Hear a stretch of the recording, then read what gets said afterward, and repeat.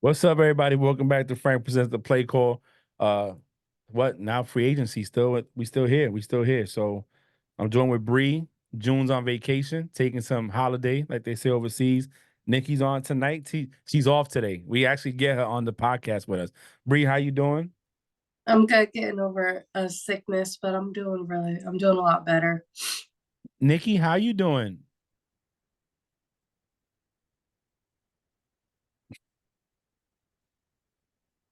Let's see. I don't think she can hear me.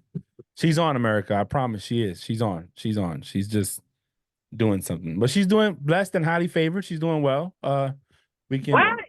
Wait a minute. You muted me.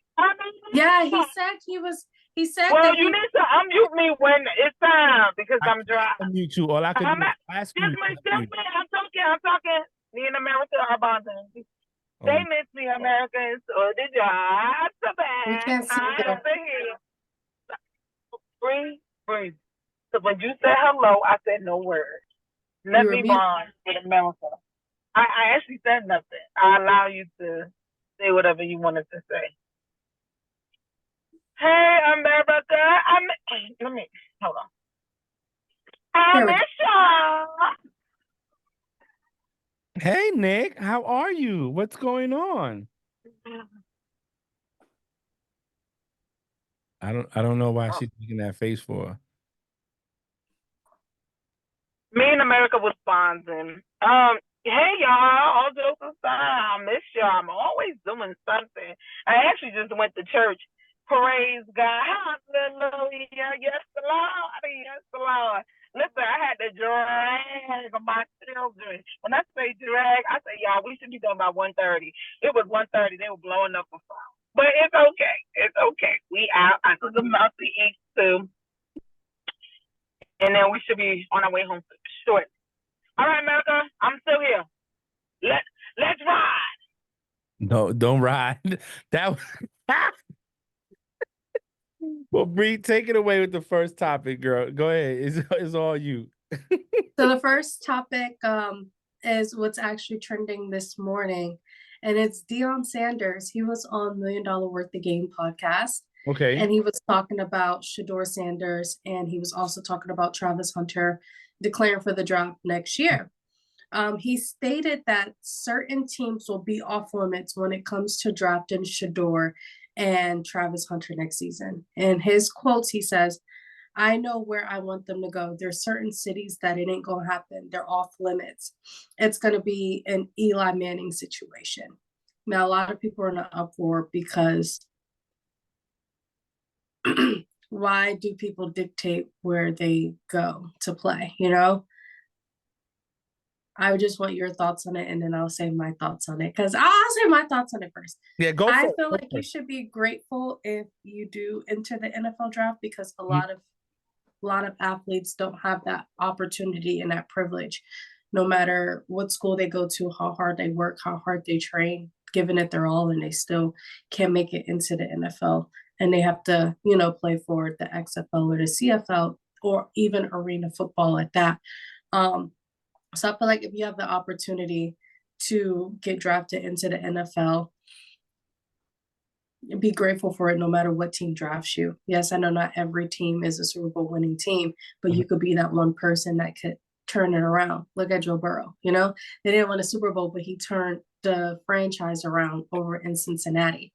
I just feel like you should be grateful to wherever you end up going, declaring for the NFL, and being grateful for a team even picking you up in the NFL, only because there's kids that play for Colorado that what their dream is to play in the NFL, and they're probably never going to get selected. To me, I feel like that's a little selfish. I understand your Coach Prime, and that's your son, and then your son's best friend. But at the end of the day, like, be grateful for whoever picks them up. That's just me. I'm gonna take a little different spin on it. And I sure am too. You said, okay, before I'm gonna say that I agree with you. They should be grateful that they get to play a sport, right? That other kids can't even play, would like to play, don't have the talent to go further. It is what it is, right? But these are legacy children. these was not Travis Hunter, but he's under a Hall of Mhm. Fame, two-time Super Bowl champ, who's considered to be arguably one of the best corners in the business, Mhm. a polarizing figure, Mhm. well-respected person, and as much as I want to say no, they should go where they want to go, he's a father that's not gonna let his sons and somebody that he's mentoring go somewhere where it's not gonna be beneficial to them. It's like we're gonna knock them for having the what's the word I'm looking for? The ability, the capability, Yeah. the connections to go where they want to go. You see what I'm saying? Yeah. Mhm. That's so I don't. I'm on the fence about it. I really am on the fence because that same thing with Eli. Eli was a Manning. He is a Manning. Mhm. His brother was already saying they were saying he was a Hall of Famer. His dad, Archie, connections. You know, they have a quarterback camp every summer.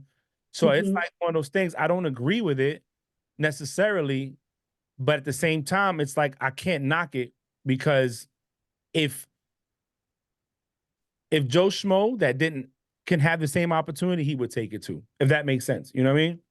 Yeah, but now you have, Caleb Williams' dad has been kind of saying the same thing, and everyone's pinpointing him as a diva. I guess because his dad doesn't have a name. I That don't know. that But look at Kurt Warner's son is in the NFL, right? As a third string quarterback for the Tampa Bay Bucks. Like I'm pretty sure he didn't pin he got drafted in the sixth round last year. but So we're talking about two different characters too. Kurt I Warner know, I know, yeah, I know we are. But like is that's also different than like a Prime. NFL. I don't want to I, get too political into this because it can get very political. But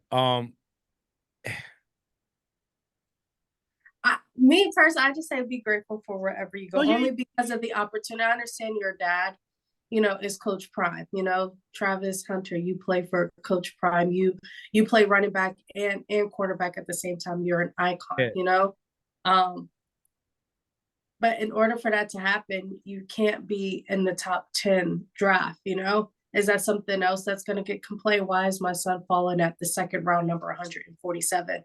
He's a top 10 draft pick. But when Yeah. you also said that your son is only going to go to certain teams, like there's certain teams your son's not going to play for. So if your son is not going to play for any of these teams that are a top 10 draft pick, then don't get upset when he's not picked in the first round. I'm okay. So Oh my gosh, can I yeah, can I go ahead, Nikki. Go ahead because I want to. can I You want to say maybe because we say what I gotta say. it so I'm gonna say this, like this is where I will agree with you. Being humble, it's great. You get what I'm saying? Being humble is great. A lot of people tip their hat off for somebody that would showcase talent, talk less, do more, and do it while being humble. Okay. However, okay. Oh God, I went to church. We can't see. However, well, it's because I'm driving, Bree, but you can hear me, right? Yeah. Mm-hmm. All right. However, be who you are, how you are. We already know this person talk the talk, regardless if he walk the walk. Prime gonna talk crap. You get what I'm saying? Anybody that's an extension of him is going to rub off, right? It is what it is. As a parent, when you know your child crap don't think, and we know it's think, you talk with your chest out. That's what it is. And as a parent, I'm gonna be like, bro, I want my child to are beneath my child. God knows that might not be true, but that's what parents do. It is what it is. It is what it is. He's not gonna put the people that are closest to him in situations that he feel like they're not the best. It is what it is. And if you're a team, because we got people that pick other kids off of the strength of their parents, and then when they get to that position, they don't measure up. It is what it is. And you know what? Be honest with yourself. If his son drops in the number of picks, he's going to talk shit. It is what it is. Like we're not gonna sit here and act like we don't know who Coach Prime is, and we don't know what he did when he did it, and his son and the friend has been under him and all that. He gonna do what he do. It is what it is. I'm sorry, I can't agree. I think being humble, yes, I agree with that. But he gonna say it, and watch all this shit we're gonna talk about. The teams that he wants his son to go to, they're gonna try to pick him. It is what it is. But we're wasting breath. I agree. That's what I was gonna say. It's we're wasting breath. I agree. Be humble, and it's funny because remember I just said I recorded an episode for my own podcast talking about manager blessings, and it's a blessing what they can do. They have a talent, a God-given talent. They have a good father that was a polarizing figure, is still a polarizing figure in the sports world and media. And yes, as much as we want to say everybody should be equal, they're not equal, And as a parent, he knows what it was like coming into the NFL when he came into the NFL. Everybody knows his draft, when he was drafted, the videos, everything. His whole persona was big from the day he came into the NFL. And college was big. It wasn't in Florida State, his persona was huge. Yeah, exactly. So, is it fair? Somebody's going to say, why not use the power you have? Some people say, nah, they should get it, right? So I don't know if it's fair or not, but at least here's what I would say, and I could be wrong. Whatever advice he gives Travis and his kids, he's going to give to his players. Now, whether he goes on a limb for his players, that's something totally different. But I don't see him as a person that's just going to take care of 3 players and leave the other 53-man roster, let's say the other 50 players out there to dry. I don't think he's going to do that. But I think what he's doing is, listen, I'm not going to send my son or Travis to a place where maybe there's no chance to win, where they're not going to be appreciated, where they're not going to be valued. There's a lot that goes into this that, he's going to change. But I agree with Nikki 100%, and it's going to be interesting. And the thing, going back to Caleb's dad, his dad's not a Hall of Famer. Did he even play professional football? No. Exactly. So it's like we don't know. It's a fine line. It's because we don't know what Shedeur is going to be like in the NFL. Right. We don't know what don't know what Travis is going to be like in NFL either, especially after that one hit he had. Yeah. He was for the rest of the season. So he hasn't even stepped foot back on the field after a hit in week 2, But also look at the marketing strategy with this shit, right, Nick? I think you agree with this. Look what he's doing already. He's setting the stage. Like when Shedeur and them go into the draft, this is going to be the biggest spectacle there is ever in draft history because of what he's doing already. And he's going to have certain teams because of him being Deion Sanders, 49ers, Cowboys, other teams that respect, I want your son. And he's setting the table already. So now you got teams that might be thinking, well, shit, we get Shedeur, we might could do something with this. So, it's smart. It's smart. It's smart movement on his part. Very smart. Very, very smart. You also got to understand, sometimes people ride the coattail of people, right? So for the other kids, right, just saying that they played with him. Hold on. Just saying that that was their coach. So you got to remember, people tend to not want people that don't think that's going to, add on to what they already have. You know what I'm saying? So for the fact that that was your coach and you play, you must got some type of talent. You must got some type of something. So just name by association gets people a long way. Now, don't get me wrong. Like, I understand what Bree's saying. Like, some kids probably won't have the opportunity. And yeah, we also want to talk or support those children. But, some people are just lucky. It is what it is. You know what I'm saying? Like, just a lot of times, like, I'll give you a great example. Patrick Mahomes' brother. Like, for the longest, we talked about him for, you saw what he did, he saw what that. That's just his brother, his dad, not, you know what I'm saying? Like, so sometimes by association, you get a little bit more than the next person.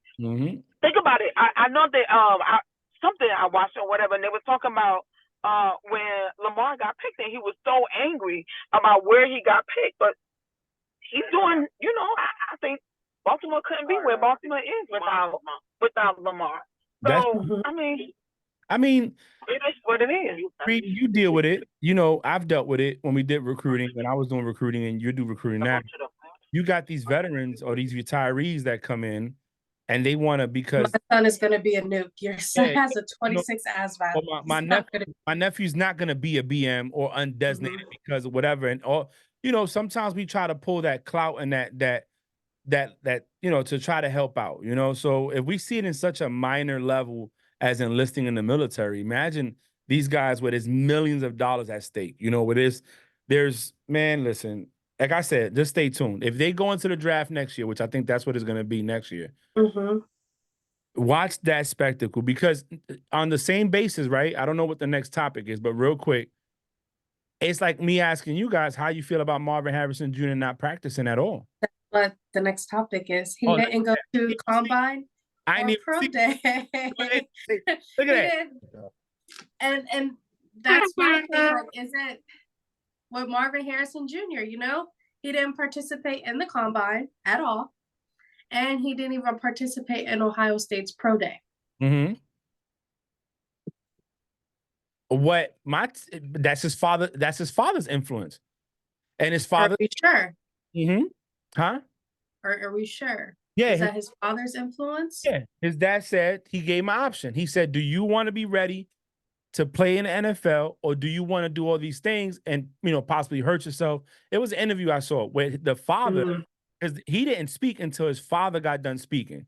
And his father said, I gave him the option, but we feel that it's better to wait until we get into the NFL than to do all this stuff and possibly get hurt. Something goes wrong. So his father. Again, I feel like, at the end of the day, this is a professional sport. I understand you have fathers who played the game and stuff, but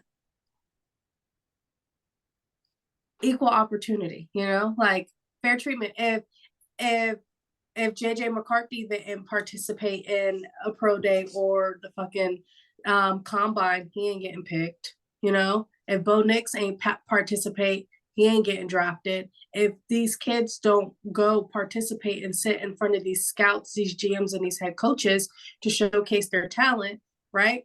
They're not only going to go off of film, right?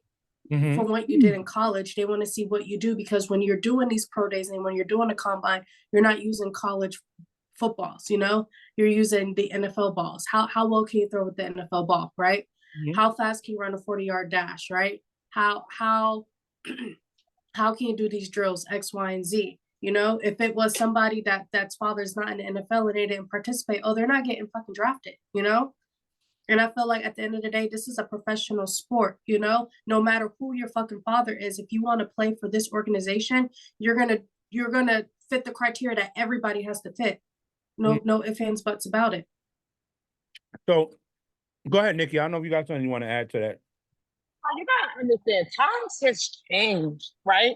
There's gonna be people that did all that extra. They did the combine, they did that, and they still won't get picked. You get what I'm saying? Times is just not what it used to be. So it sucks, right? And I think the biggest issue we as people, not issue, but we have a hard time adapting to change.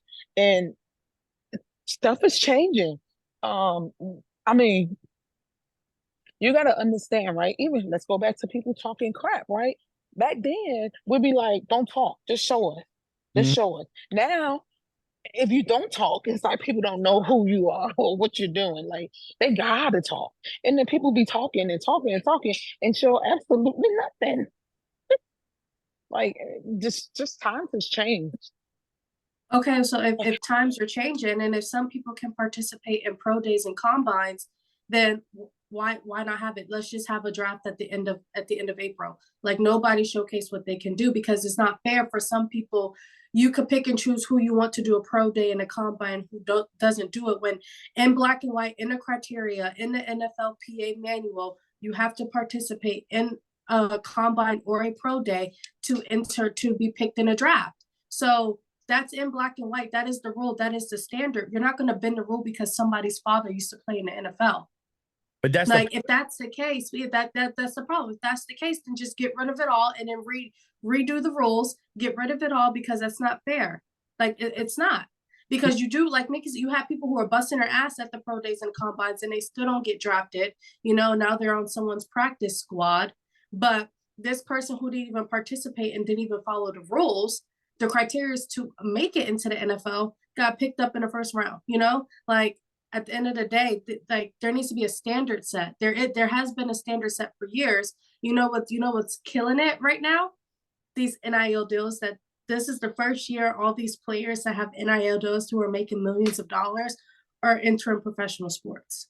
Yeah, I mean, well, let's stick to the one thing, right? His father's a Hall of Famer, Super Bowl champ, 8-time Pro Bowl, 3-time All Pro, Hall of Fame, all team 2000s team. The problem is here they're leveraging the fame of the parent. And that's not okay. And it's not okay. But guess who's allowing it? The NFL. Guess who's allowing it? The college. Roger Goodell. Yeah. Why? This is it happens in every sport, right? When you look at certain things that boxing, for example, a lot of people stopped watching boxing and switched over to UFC because they felt that boxing was kind of like not watered down, but I could pick and choose who I fight. If it's not enough money, I don't want to fight. Where in UFC, they fighting. You know, whatever it is, you're gonna fight. Everybody gets a shot. So here we have a situation where a father is looking at his son and saying, hey, do you want to be fully healthy and fully rested to start at OTAs when you get picked up by a team? Or do you want to do all this stuff and your body's taking this hit and stuff like that and not be ready to go when NFL starts? We don't know. I feel that in time, what you're saying is going to happen. I feel that certain combine drills are going to be taken out. Certain things are going to be gone. And it's going to be pretty much, hey, when you get done, after the school year's over, you're declaring. The draft comes up, it's going to be film watching, maybe a pro day stays in. But other than that, it's going to be, all right, is he going to be good or not? Because these people are too involved. NFL's not making it to where, Marvin Harrison Jr., if you don't do at least one pro day, you're not going into the draft. You think they're going to tell him that when his father's a Hall of Famer?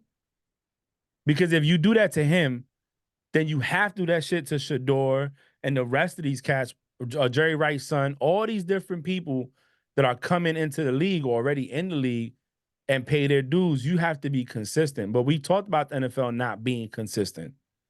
Yeah. Like, imagine, like, and then another thing, for the last 3 years, and this don't get talked about at all, right? So for the last 3 years, the HBCU combines have been canceled, you know? So all these HBCU kids that want to, because what they do is they have a date set for the HBCU combine for these NFL scouts, GMs, and head coaches to come out there and see the HBCU kids. But what they've been doing the last 3 years is that they're scheduling these either Georgia or Alabama pro days on the same day that they're doing this HBCU combine. So scouts and GMs, they're going to go to Alabama or Georgia's pro day. You're going to find HBCU combine, you know? Yeah. So you have these young kids, you know, who can't afford to go to Division I college. Sorry, that's totally a Division I college, who might be the next best thing in the NFL. A lot of these HBCU kids, they're so talented. You know, they just don't have the money or the funds or the scholarships to make it to a Division I school, and they can't even attempt to, you know. And to me, but you have like these people who are sitting out their pro days and sitting out these combines, and they're about to get picked in the first round, you know? So this is a touchy subject for me, right? Because we're talking about something that's very important in our culture that we don't put emphasis on. We don't have historically Hispanic college universities. We don't have that. I don't even know if that's a thing for us, but they have. Well, the Hispanics, they go to HBCU. So minority. I know my daughter wanted to go to. She wants to go to HBCU. You know what I'm saying? Ava does, and I think that when you start looking at these schools, these athletes that don't go and they go to these 5-star schools, it's because they want the recognition of the school, right? But the ones that do go, it's not about this. It's not only the sports; it's the what going to HBCU means, right? And the Mhm. tradition and the culture and everything that goes into it. And So, also getting a degree, yeah, trying to get a job to change their life, to mm, change the lives of like their families and stuff, putting money on the table, putting food on the table. I hate. So it bothers me, right? Because they had this discussion on the pivot when they brought Dion one time, and they talked about Channing Crowder was like, if my kid wants to play, he's going to a Florida, you know what I'm saying, or he's going to A predominantly Division 1 school. predominantly white institution where they get Hmm. the money and the facilities are better than going to HBCU where it's not. So I blame those athletes, right? Like Shannon Sharp, who went to a HBCU. I want to say this, I can't know all of them off the top of my head, but there are athletes that are in the Hall of Fame that have won Super Hmm. Bowl, that played in the NFL, a lot of money in the NFL, and went to HBCUs. I blame that on our people who do not try to make it to where these HBCUs could be included in the same. Why do we have two separate conferences? You have one on your team, Isaiah Bolton. He was a top HBCU. Um, you know, mhm. it's not fair. So I feel like what needs to happen is unified. Is instead of having two separate pro days or combines, it should be one combine. HBCUs and everybody come together. Because if you're not gonna let them play each other like that, then the only way you're gonna see if that one player can match up with a 5-star is put them in the same combine. Let them Exactly. run drills. Hmm. That And way, mhm. you know what I'm saying? So But that doesn't get talked about is that the last 3 years, um, HBCU combines and they only have one for all HBCUs. And it's usually down in Florida in Fort Lauderdale, but they cancel them because you have Georgia, Auburn, you have all these top schools schedule their pro days on the same day. So so I'm trying to find, let me see. There are 35 HBCU alumni from 17 different HBCUs in the Pro Football Hall of Fame. 35. that's not a lot. It's not. It is not. So it says And predominantly. there's only 20 active football players who are HBCU alumni. But half of them went to a HBCU but graduated from a PWI. So you got people like Jerry Rice went to HBCU. Mm-hmm. Peyton went, but he's not alive. Rest in peace. Deacon Jones, I don't even know if he's still alive either. But I don't know, man. To me, this is a touchy subject. Mel Blunt. Yeah, I'm trying to find the whole list, but there to me, Michael Strahan. yes, Michael Strahan's one. Yes. Willie Lanier. Stephen McNair. Mm-hmm. Jerry Rice. Walter Payton. So the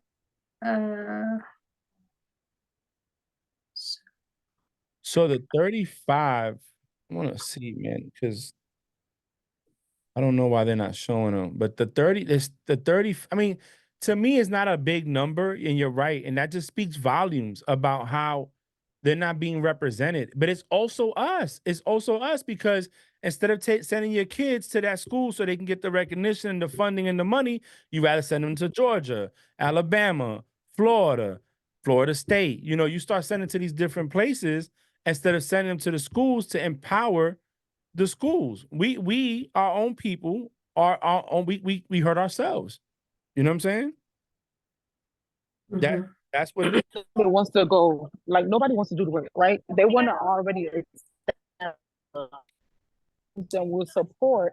But the problem is if nobody where You're it's breaking up. ugly. Okay. You were breaking up. We couldn't hear you. I mean, I was just saying that nobody wants to step forward. It's going around all the time. Got to storm, and you know, once they win, it's already better. Unfortunately, that's what it is. There's 20 players on Correct. NFL rosters from HBCUs right now. 20. Mhm. 16 from the FCS and 4 from D2. Mhm. And that's as of August of last year, August 29th. That's crazy. And you're right. They go undrafted. You're 100% correct. And which ties into what we're talking about when you have the Deion Sanders using their position and leveraging that to dictate where his son and his players are going to go. Marvin Harrison's son, dictating when his son is going to play or show his skills off so he could be ready for the NFL when he gets drafted by a team. I guarantee you there are some HBCU players right now who could be a top 5 wide receiver in the league. Mm-hmm. There's some players right now who could be a top 5 corner in the league, Yeah, definite, right? The one HBCU that produces the most NFL players is Grambling State. I guess in their history is 100. Yep, Grambling. Mm-hmm. Tennessee State 117, Jackson State 101, Southern 8, and FAMU was 69. So I mean, I don't know, but this has to change, honestly.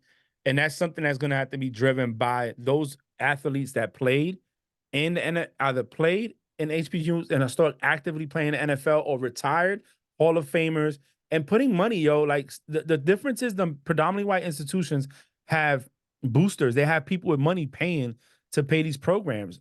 Why we don't shift that money that we're putting into other schools and put it into one of these schools? You got head coaches down there doing good jobs and coaching these teams, but we're not building them up. We're not doing what we need to do. So if we're not going to do something for us, we can't expect somebody else to do it for us. That's just the end of it. That's just how it is.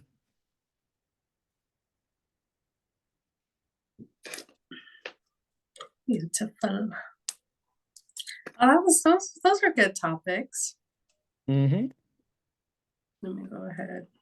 But you're right. It's not talked about. And it's just sad, man. It's sad. It's sad. Because you know what? I might have to I'm gonna see if I can reach out to this guy now. So what I'm probably going to do is reach out to a couple of HBCU athletes and interview them on my podcast to hear their stories and what their dreams and stuff are. Mm-hmm. Hopefully when my podcast takes off, goes boom, they get recognized, I just feel like there's a standard and that standard needs to be held, So, okay. Next we're going to talk about is football related, but it's football related. It is not, but it is, but it's not. Kim Kardashian wants to have a 5th baby with Odell Beckham Jr. Kim says that she can't stop imagining how beautiful their baby would be because of his genetics. They've been dating for a couple of months.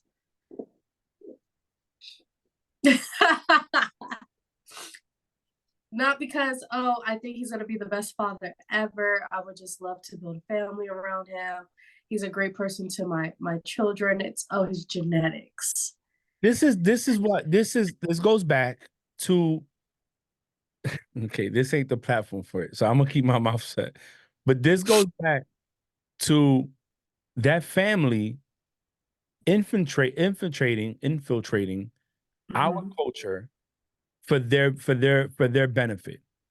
Not so that we can it's genetics, how he would look or the baby would look, this, that, and a third.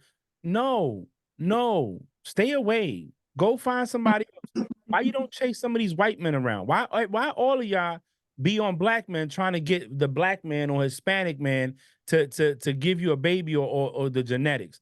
It's like y'all like some leeching people having these kids in a lab, like taking his sperm and putting it in the lab in your house. Like you got a sperm bank in your house of people.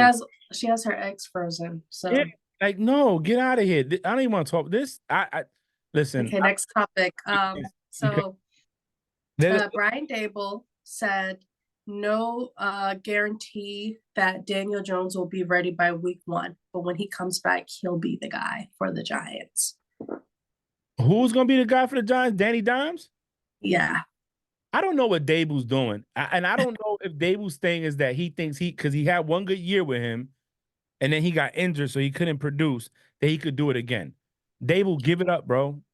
I think it's funny that Here, they told Russell Wilson there's no guarantee that you will start over Daniel Jones oh my God, if you come to that's the crazy. Giants. How you're delusional?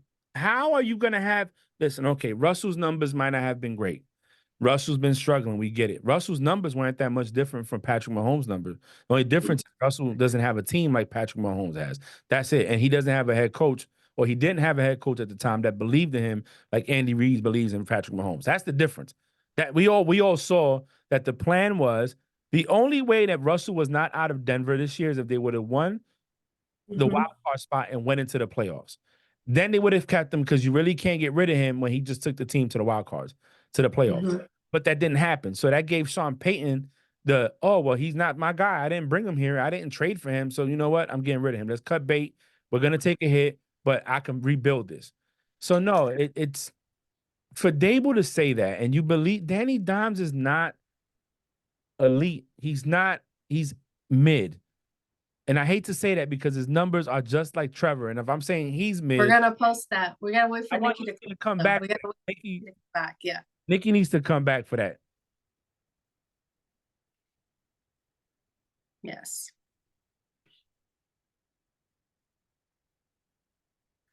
Okay. Next we have just a big shout out, football player of the week.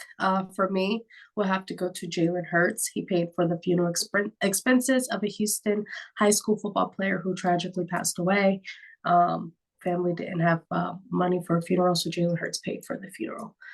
He was I think, 5-star high school linebacker in Houston, Texas. Passed away. Don't know how he passed away, but one of his favorite football players was Jalen Hurts. Jalen Hurts paid for the funeral expenses for his family, That's and I dope. thought it was so beautiful. No, that's dope. I'm all for that. I think that's dope. Jalen Hurts is a very mature person, and it makes it hard to not. He's very, very Yeah, mature. like He's you don't want to root for the Eagles, but you want to root for him. You know what I'm saying? But no, you want to root for the Eagles for him. yeah. There you go. Like that's the only reason why. Him and Jason Kelsey, but Kelsey's gone. Yeah, for Jalen. Jalen leaves, does not forget about it.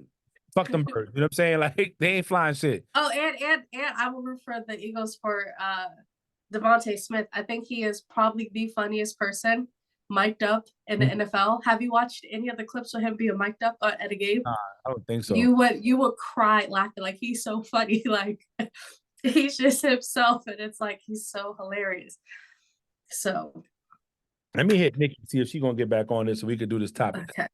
But yes, yeah, I'll share that with some pictures. While we wait for Nikki, another thing that we could talk about is Mr. Kenny Pickett. I just thought it was funny. But that's all right there. Look, I was about to say, sit your ass down somewhere and connect to the Wi-Fi. So real fast, Kenny Pickett stated that he's confident in the way he handled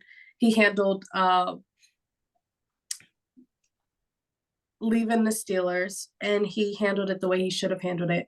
So what happened was, once he found out that Russell Wilson was coming to the Pittsburgh Steelers, he was upset, and he knew that he felt like he didn't want to have to compete for the number 1 spot. So he told Omar Khan, well, if he comes, I don't want to be here. So Omar Khan said, all right, well, we got something for you. Peace out. You're going to the Eagles. Or you could try to get the number 1 spot from Jalen Hurts, basically, So there was a lot of memes going around yesterday when the Eagles signed it. Grier, there was a lot of tweets saying, well, looks like Kenny's about to request another trade. Yes, he wanted out after the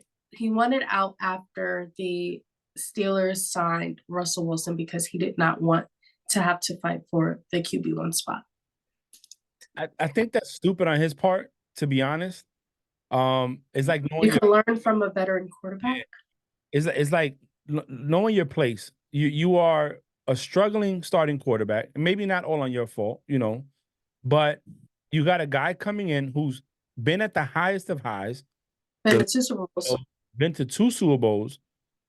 Won one, was a play away from winning the second one, and you want to leave because you're not the starting quarterback, but you're not going to be a starting quarterback in the And Eagles. he says he handled it the way he should have handled it. So No, that's immaturity and that's stupid talking. it's That's entitled, you yeah, know. waking up saying, "Damn, I fucked that 'Cause up." do you really think Nick Sirianni's going to tell you that, okay, we're going to start you over Jalen Hurts because you want the #1 job? Yeah, I You mean, think Nick Sirianni's going to tell him that?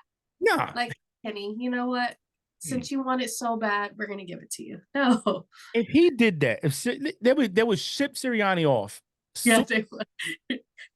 as he'll come in the next day, his badge isn't working, is not opening the door. They already scratched the Oh, like that Jets player?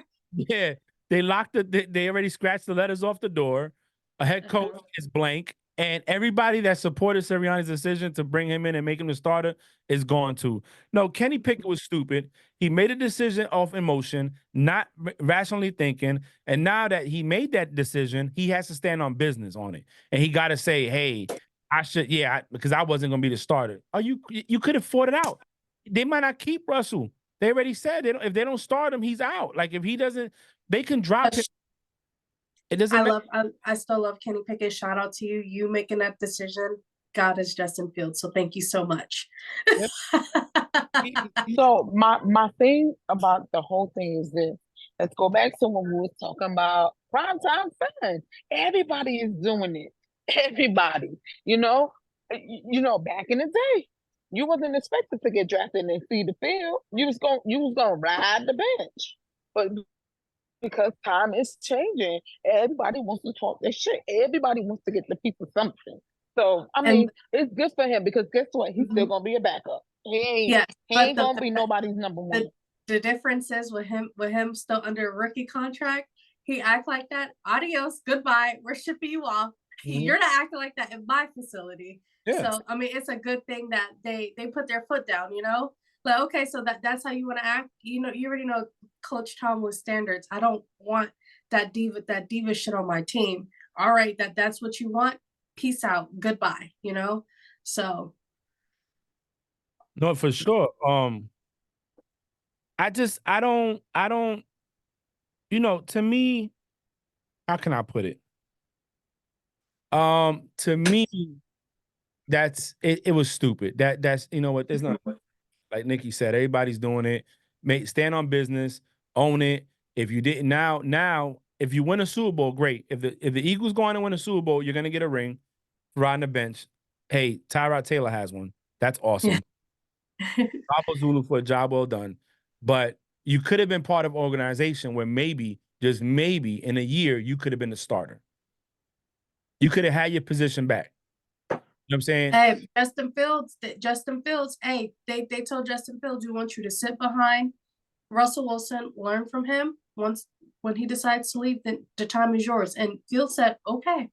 Yeah. But the difference is humility, being humble, understanding I was in Chicago. I didn't get what I needed. They didn't give me a chance. They brought DJ Moore in, and once I leave, you bring all these different people. Keenan Allen, everybody else is coming in. Now you got rid of me. So yeah, you give me a chance, you know. And once he got, or Keyshawn said it the best on Undisputed. When he came back from his injury, he started elevating. Like he started producing more, and they didn't give him a chance, you know. A lot of these players are going to make people eat their words, right? And we go back to why leadership matters, right? Leadership matters, training matters, and how you treat your players and train your players is going to make a difference. And like I said it with Russell going to the Steelers because of Tomlin. I also think Justin Fields going there because of Tomlin is a good move. Tomlin's a good head coach. He's a good leader of men. I don't necessarily agree with him spending so much money on defense because it hasn't really worked out. And you need to get your offensive line better, but he's a good leader. And if it's going to bring anybody to there to perform for him, I think that he's gonna get the best out of Russell and Justin Fields when the time comes. That's just me. And it's, that's why I'm excited to see it. Um, but now that we got Nikki back, she froze though. Nick, you there? Yes, but last topic, because that's part of pictures. Last topic is Ladarius Sneed got traded to the Titans. Oh, yeah. The Darius, the Chiefs. I don't want to sound like a hater because I'm not a hater. I think what they did was great. They're the first team to go back-to-back wins since the Patriots in 04. It's almost 20 years ago. But is he that great? There's a reason why they let him go. If people need to understand, there's a reason. Well, according to Skip Bayless, he's the best corner in the NFL. I don't think so. No, I don't think so either. I think Sauce Gardner is. That's just my opinion, Oh, yeah, Sauce is nice. I saw his pivot. Also, Joey Porter Jr. He's also good. was the only corner in the NFL with the fewest catches allowed while he covered. So it's like my thing is, if you're gonna say he's the best, then you got to give credit to Chris Jones and them guys in the front. He's not out. The reason that he's getting able to do what he's doing is because they're putting so much pressure on these quarterbacks that they throwing the ball where they gotta throw it, and sometimes it's not right. It's it's untimed. It's not in the right spot. I don't think so. Look, they let him go for a reason. If he was that nice, they would have signed him. They would have franchise tagged him. They would have did something. He wasn't a free agent, so they kept what they wanted. Was Chris Jones. They kept what they wanted. I think the Chiefs have a system, and no matter who's back there, whether it's going to be the top corner or whatever, or they already showed they don't need top wide receivers to win a game. They just need a system that plays. And people catch the ball when they're supposed to, when they had the most drops all season and the most holding calls all season. But every time they go to Super Bowl, not one holding call gets called against the Chiefs' offensive line. It's very interesting. But anyways, I digress. Congratulations to the Kansas City Chiefs for winning another Super Bowl back-to-back and looking like they're trying to run for a three-peat. So good job. all right, you guys ready for pictures? So we'll do Danny Dimes first, since Nikki has good service for it now. So Nikki needs to set her butt down somewhere and connect to that Wi-Fi so she could talk, because this cutting and out shit ain't working. I totally agree. But my kids act like, well, I can't even say that. When y'all feel like I don't give y'all time, they feel the same way. So this is a good off day. That wasn't on the schedule, but I told them I ain't coming in. Look, family first, Nikki. You gotta take care of family. Yeah. And I'm trying to do between. Hold on, I got some of these didn't send over to my iPad. I'm airdropping them now. So I'll talk about it afterwards. But yeah, these are good topics, especially the first ones, because it talks about things that we really don't talk Okay, there we go. Now we got all the and photos. really don't address like we should. Okay, so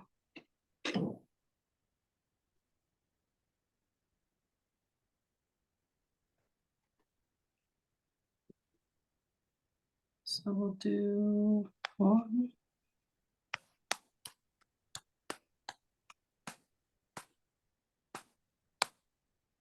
Okay, add.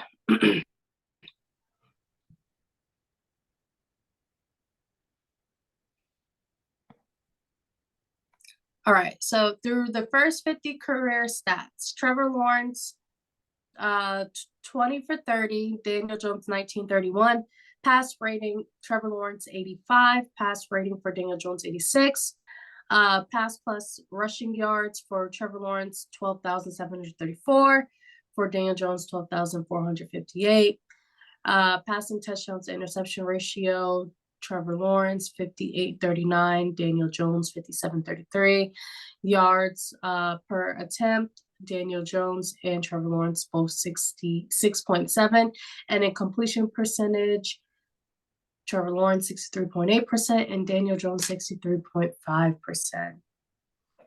Twin, where have you been?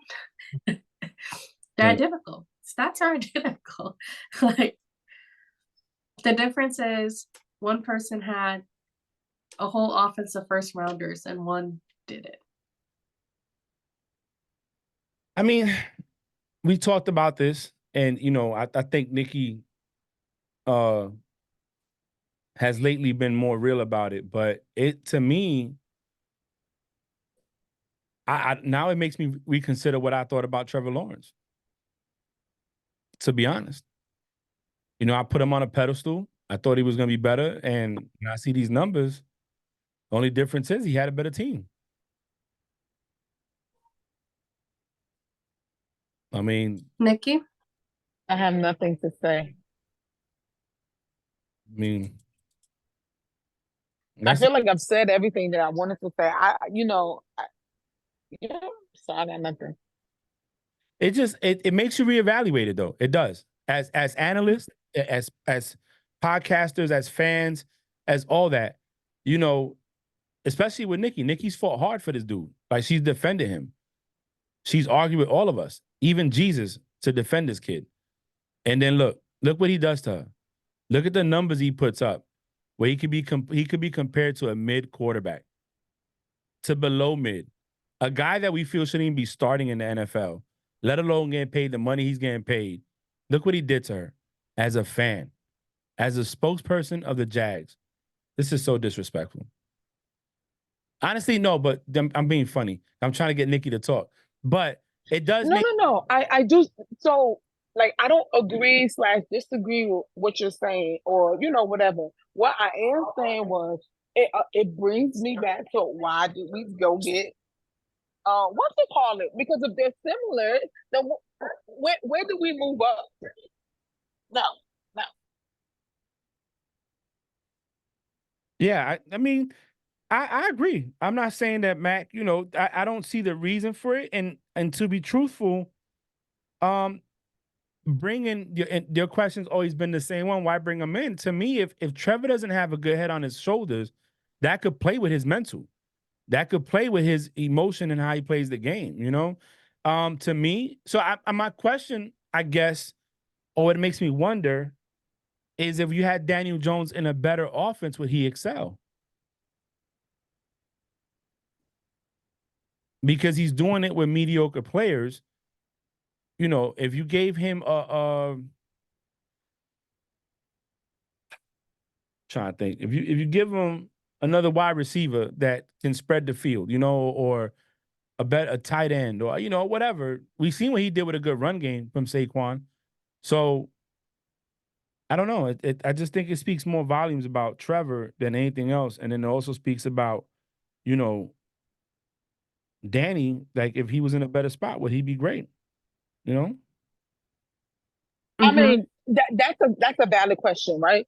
Sometimes it's the opportunity and the placement. You get what I'm saying? So, if you remember, I said this a while back, and I don't know if I said this to y'all or y'all heard me say this, when back in the day, right? Everybody talked real bad about Blake Bortles and Blake Bortles, and I was like, you don't always have to be the guy. If you can take the team somewhere, then you did your job, right? Everybody wants the guy. And when they don't perform, it's like, who do you blame? I thought Blake Bortles was a good enough quarterback for you guys, especially when y'all had that defense. And, he didn't have to do as much. Your defense did a lot. And it's like after I don't know, after that 17 year, everything went downhill from there, like.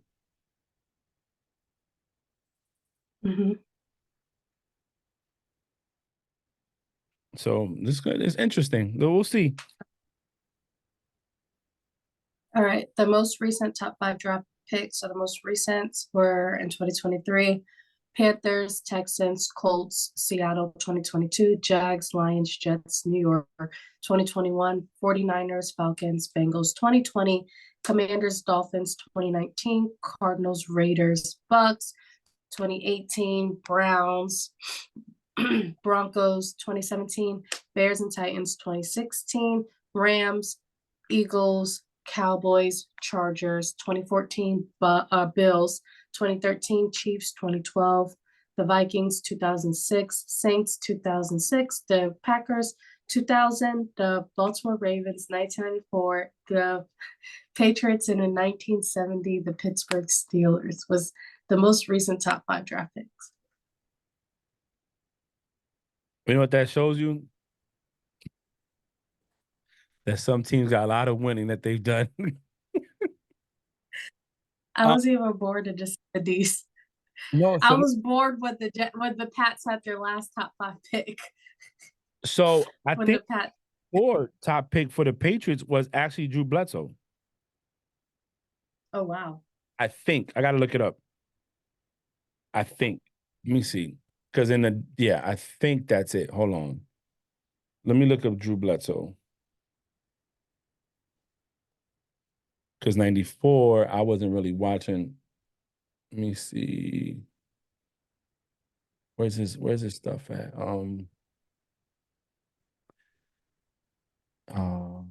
His birthday is Valentine's Day. 93. He was drafted in 93, first round, pick number 1. So in 94, let me see the 1994 NFL draft. 19.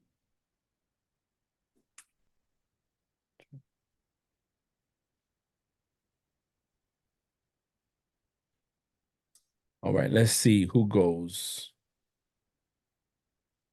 So in that draft, the Patriots took Willie McGinnis, linebacker. So Mm.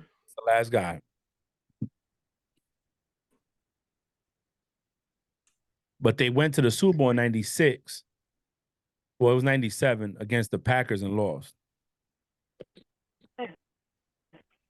What's the name? That's crazy. These teams, man. I mean, especially Ours was Terry Bradshaw in 1970. I believe it. That was our last top 5 draft pick was TB12.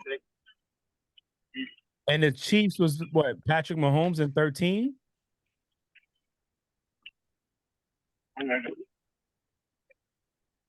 I think so. I can't believe we didn't really find nothing. Mm-mm. This thing is there even look good to you. No, not in 2013. But I feel like y'all need shirts. Patrick Mahomes got picked in 2013. You said I what? feel like y'all need shirts too. Patrick Mahomes was the 10th overall in 2017. This is top 5. Oh, so This is top 5. So picks 1 through 5. Eric Fisher, OT position. Damn, Mm. that's crazy. 94 for the Pats and 70 for the Steelers. That's a And lot. our Terry Bradshaw was our last top 5 draft pick. That's crazy. Okay, next, which is the toughest division in the NFL? I'm gonna go AFC North. It's the North. In my opinion, it's the North. Yeah. Mm-hmm. I agree. To think Nikki? that. Oh yeah, let Nikki go first.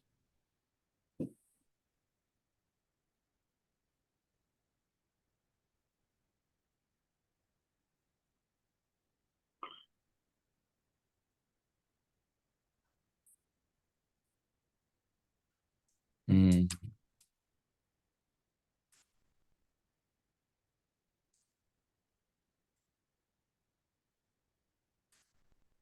What happened, Nick? Oh, she muted herself.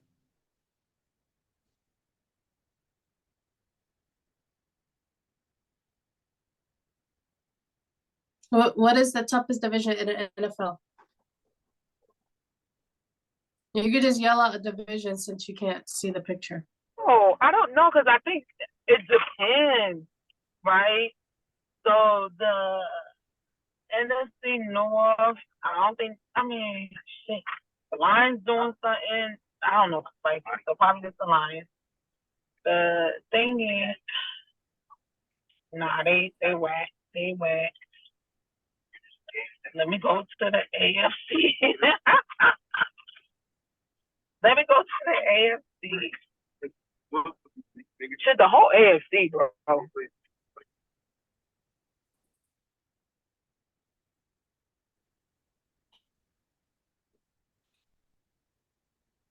What were you gonna say, Franklin? No, I was gonna say to think that the lowest. So your number one, number two is gonna be probably Ravens and Bengals, right? Then your three or four Mhm. could be the Steelers and Browns or Browns and Steelers, depending who you argue, what you argue, and how you argue, right? So to think that your lowest tier is really gonna come down to the fact of, do you want to debate who starting quarterback is and what they have in line? You know what I mean? Like, it's crazy. Defenses are strong in that division. They got great quarterbacks. Um, if you want to go, you could say Watson. You could put Lamar, Burrow, Watson, and Wilson, or you could put Burrow, Lamar, Wilson, and Watson. It's like crazy how you could. It doesn't really matter.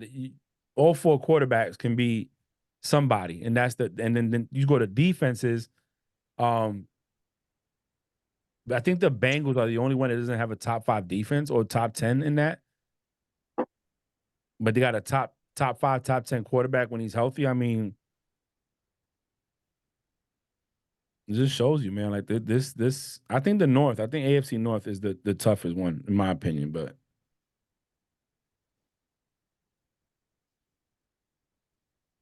I think you can juggle it any of the AFC teams. But yeah, I think they're probably the toughest. But all AFC side, like when I look at NFC, I'm like, oh, this one team in this division or this one team in that division. But where just the whole AFC for me.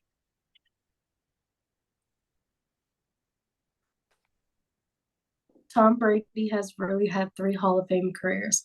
From 2001 to 2007, 86 wins, more than Roger Staubach, 197 touchdowns, more than Joe Namath, 2,364 yards, more than Bob, 3 titles, more than John Elway, 2008 to 14, 74 wins, more than Kurt Warner, 195 touchdowns, more than Ken Stabler, 2,812 yards, more than Bart Starr, and then 1 title more than Dan Marino. And then in the 2015 to 2021 seasons, 83 wins, more than Otto Graham, 232 touchdowns, more than Troy Aikman, 3,262 yards, more than Terry Bradshaw, and then 3 titles more than Peyton Manning.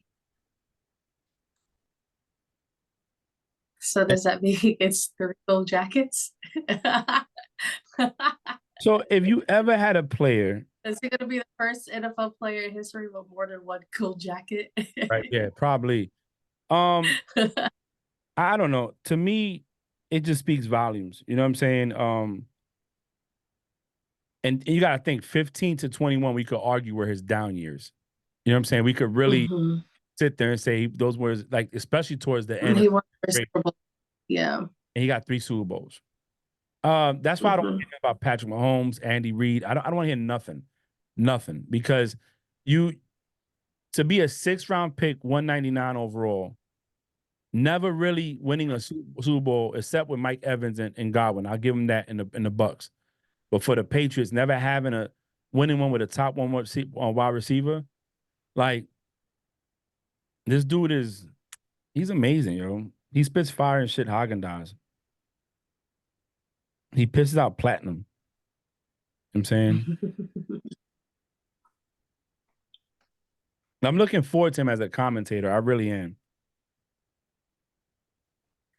What position of need would you like to see your NFL team address in the NFL draft? Quarterback. So we'll go with quarterback, Nikki.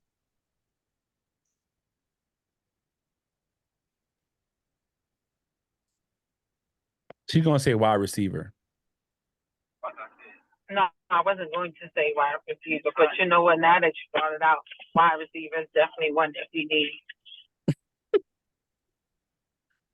Nikki wants all the wide receivers on her squad. All the first round picks, all the second, all the I actually was gonna say CB, but CB?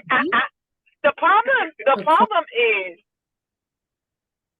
yeah. Your defense isn't the issue. So you know what? I don't think my defense is the issue. However, I don't feel like I have, besides, I already told you how I felt about Josh Allen. I love Josh Allen. But my issue with my offense is that That man Joe Sire. yes, I don't think we have a number one wide receiver. So you're right, wide receiver. Have you ever thought that maybe it's not the wide receivers that's your issues and it's your quarterback? Because I don't think you've had a wide receiver issue last year or the year before last. I think it's the quarterback that's you. under center that's making it Thank you. difficult. Thank you for asking that fantastic question. I will agree with you. I think, here and there, I feel like Trevor, I don't know. Shit, get rid of the whole fucking team. Let's start all over. Yeah. There you go. I don't know. Hey, you heard it here first. Nikki said get rid of the whole team for the Jacksonville Jaguars. For me, I would love an offensive lineman, especially now that we got little Russ, 5'11" Russ. We need him protected back there. That's what I think y'all need, and that's the biggest criticism from people is that you guys have Yes. $174 million in defense, but nobody. Tomlin cannot build the offensive line to save his life to protect. He's also a defensive coach, I know, and that's like Bill Belichick. and I'm glad defensive you brought that coaches. up. I'm glad you brought that up because I Just feel like Bill, we coaches- do our coaches do great on defense, defensively. yeah. And that's what I'm saying. That goes back to my thing. Let's put these head coaches is like you said again, Bree, a double standard, right? What's good for one ain't good for the other. So Andy Reid, because he's winning, gets credit for everything: the defense, the special teams, the offense. He's an offensive guy, though. He doesn't. I've never seen Andy Reid talking to the defense ever. See, but there was never really an issue with us not having an old lineman when we had Big Ben, because we had a gigantic Big Ben who could break a offensive lineman off of him and still run the ball.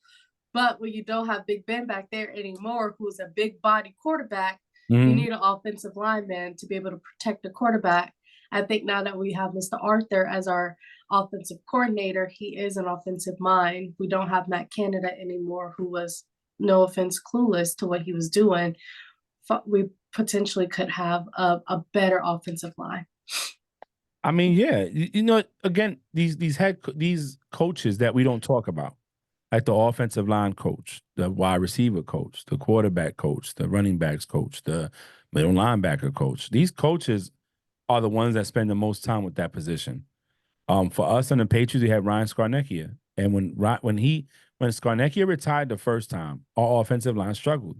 When he came back, it was back to normal again. So sometimes you need the right coach at the right spot. It goes back to training and coaching for me. But I agree, offensive line for you would be definitely a thing. For Patriots, I say quarterback. I love Jacoby Brissett, but I think having a young quarterback back there to learn from him will be good. And then for Nikki, I say an offensive lineman as well. That's a good way to look at it. Give him time, protect the quarterback, give him time to go through his progression. So Trevor's not rushing to throw the ball, and it's either an interception or incomplete. Also, we've seen Trevor get sacked a lot of times last season. So I agree with you. Our offensive line has been an issue. I think we've gotten better, if you want me to be honest. 2-3 years ago, that's all I was crying. Offensive line, right? I think we've gotten better. I think the connection, the biggest issue we have right now is with our quarterback, for me, our quarterback and our wide receiver. He like Christian Kirk, but we got other people, and he don't have the same success with other people in that position on our team. So our biggest issue is our quarterback with our wide receivers for me. I think, yes, we can improve our offensive line, but they have gotten better. I agree. Besides your favorite team's rivalry, what So- team can you not stand?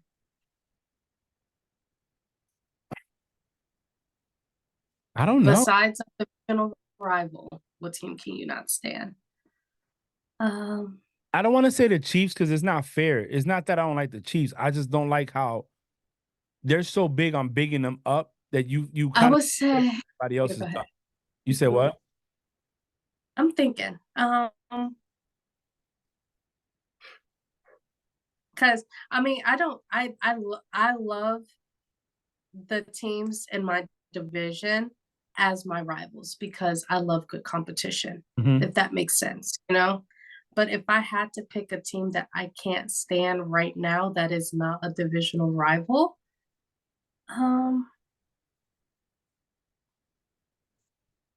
probably can't stand the Cowboys, you know? And I think it's because I can't stand Michael Parsons. I think that's why. Like Michael Parsons, I don't like him. I don't like him. I don't like his podcast. I don't like how he talks about other people. Like I, I don't like him. I don't think he's a good person. Like, you know, like there's some people you're like, oh, like he's a good person. He don't mean harm, you know, he means well. No, Michael Parson, I don't think he's a good person, you know. I don't like how he talks. I don't like what he wears. Like I just don't like his existence. So That's crazy. I Okay. don't. I think, you know, there's some people who are like, there's some people who are good villains, you know, but like he's just an evil person. I don't like anything about him. He doesn't mean any good, in my opinion. But is he really a villain? Like, I just feel he's one of these young guys with a I- microphone likes to talk shit. You know, I can't say the. I think There's from a difference between talking shit. Like you give people their props and talk shit, right? And someone who's good at doing that is Myles Garrett. Like he talks his shit, but he also gives his props, you know? I just don't know. I just don't like how like and like the fake beef that he caused with him and Tyreek Hill, like that was just like, you know, like too much. Like you sit here talking about this person like so bad and you have his jersey framed behind you on your fucking wall, you know? Like you really don't like the person in real life, you know? I don't I think like he tries to start beefs and stuff with people. Um I don't know, to stay relevant. I'm not sure. I But you don't. notice is every time he does bad is when he gets into the whole thing. I just don't think he's a good person. There's just been I've watched like 6 of his podcast episodes where I think like he's just he don't like constructive criticism. Like CeeDee Lamb was trying to give him constructive criticism and he was like, you're on my show. You're on my podcast. That's not how you talk to me. And he was so serious, you know, like when he said it. And I just didn't like it. And CD was like, you serious? Like, wait, are you joking? And he was like, no, I'm not joking. Like, I was like, oh my God, let me turn this off. I can't do this. Being You serious know? with his wide Yeah, receiver. he was being serious. Yeah, he did. He told him you're on my podcast, you know? Like, that's not how you talk to me on my podcast. You know, I can't say Cowboys. I don't know because it again. If I say Cowboys, it's I only say it because okay, so if there's one person I can't not team Michael Parsons. If we take away team put person, it's gonna be Michael Parsons. I'm sorry. I think you know, not for nothing. In June, don't fight me for this. I feel like it's if I had to pick a team, it'd probably be the Eagles, yo. Will it be the Eagles only because of the way June talks about them, or is it just Eagles because it's the Eagles? No, no. It's because they And you didn't. think June makes it worse? Well, he does make it worse, but it's not that. So here's the thing. For me, what have like we none of us own a team. Nikki don't own the Jags. I don't own the Patriots. You don't own the Steelers. You don't own the Eagles. Yes, I do. So my thing is this, right? Is I hate when teams you win one, and because you won one, it's like, oh my God, we're the greatest thing since sliced cheese. You only won one. It's okay. You know what I'm saying? You have time. You know what I mean? Like it's crazy to me. But you know, again, I would say Eagles only because you know what? I ain't gonna do that. I'm gonna go Chiefs because of Nick Wright. That's it. I'll be right back. Nikki, what's one team besides your team's rival you can't stand?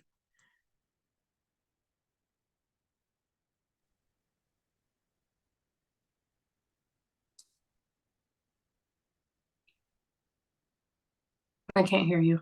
Dang, I thought I had thingy. I'm like, Besides my team rival, Yeah, besides your division. yeah, I know. It's the Yeah, See, she's the same way. Yo, I was like, I had to think long and hard. it's probably the Eagles, bro. The Eagles. Is it because of June or is it just because you don't like the team? 75% because of June. 75%. And then I think the other 25 is because I just feel like, okay, look, because every team always think that their team could do better and blah, blah, blah, blah, blah. But like the Eagles are just up there. It's, I think 2 years ago when June was the week 9-0, we 10-0, and I'm like, bro, you playing Pop Warner, bro. And from there, they just never bounced back for me. That's It's the Eagles. that Pop Warner. It's the Eagles. It's the Eagles. No hating. It's the Eagles, though. And I think that's it, Bree. Like to me, it goes back to 1-1 Super Bowl. You know, you're arguably the best team in your division. And it's like you're talking like you're the greatest thing. You got to think about put in perspective. Look what they have in their arsenal. You have Vontae Smith, AJ Brown, Jalen Hurts. Now you brought Saquon. You had Swift, Goddard. You have an abundance of weapons. You know, we give Nikki shit about the whole wide receiver one thing, but they no shit have 2 wide receiver ones as a 1 and a 2, and you still can't manage to do it. You know what I'm saying? Like Super Bowl, your quarterback has literally a better game than Patrick Mahomes, and yet y'all come up short. Yeah. No, I can see it. The potential 2024 Steelers offense: Russell Wilson, Justin Fields, Najee Harris, Jalen Warren, George Pickens, Brandon Ayuk, fingers crossed, Calvin Austin, Pat Freiermuth, and ROC Arthur Smith. If we get Brandon Ayuk, thank you, Nikki. Thank you, Nikki and the Jaguars for saying, no, we don't want him. Thank you so much. Yeah, that was crazy. Now he's on our radar, and Omar Khan is working hard to get his ass. That right there, if you guys can pull it off, and that offensive line can protect Russell, that's a problem. If the chemistry's there, you know what I'm saying? Because you can have too much of something. But if y'all can get that offensive line to protect Pickens and Brandon Ayuk, that's what I'm saying. It'd be hard to stop. super hard, very hard. You gotta figure out which one you want to get. Pickens gonna catch everything his way. He gonna do the Matrix, catching fucking footballs. You know. Saying so, you gotta pick and choose your battles on that one. But again, you know, this is all. Then you got Jalen Warren and Najee Harris. Yeah, I don't know, man. This is gonna be that'll be tough. But it's all gonna come down to the quarterback. Like Nikki said, you know what I mean? It doesn't matter who you got out there, the quarterback can get the ball, got the connection. But you see, the difference is Russell's a veteran. And I believe that Russell is ready, probably practicing with these guys somewhere. We just don't know about it yet, you know? Nikki said something earlier, and I didn't chime on it, but it's the truth. When your quarterback doesn't have a connection with his receivers, what did he do in the offseason to build that? Mahomes, right? A lot of people, they go to a location every offseason with their receivers and they run drills to keep that consistency going. And if you're not doing that, taking a page out of these guys who won and won at a high level, then what are you doing? You know what I'm saying? Like, you should be out there running these. You have to have that consistency. We've seen it in many games where Mahomes throw the ball, somebody's there. Brady does it. Timing is everything for these quarterbacks. You know what I'm saying? Or Peyton, even Big Ben for that matter. You know, there was always timing. There was a rhythm. There was a cadence. There was everything. And when you don't have that, it's very hard to win because now you got a 3rd and 5, a 3rd and 8, and you got to convert, or a 3rd and 15, and you got to convert, and you don't even know how to do it. And you're out there throwing the ball, and you ain't on the same page as your receivers. 9 times out of 10, it's not going to work. You know what I'm saying? So, this is big. If he can go to the Steelers, I don't know, man. It'd be interesting to watch.